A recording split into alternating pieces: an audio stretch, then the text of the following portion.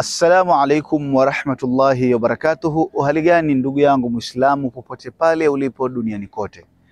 Alhamdulillah, taasisi ya Ahlul Bayani Foundation ikiwa chini ya mwenyekiti wake Ustadh Gaddafi Kininga leo imeleta tofari 100 hizi hapa kwa ajili ya ujenzi au kuendelea kujenga kule tulipoishia.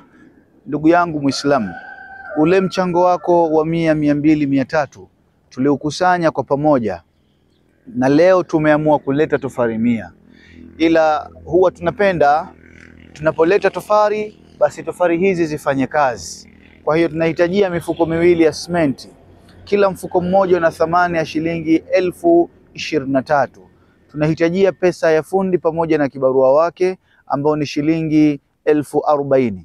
Jitolee kwa ajili ya Allah subhanahu wa ta'ala, kwani kujenga nyumba ya Allah naye pia atakujengea nyumba yako peponi. Wassalamu alaikum wal afwa minkum.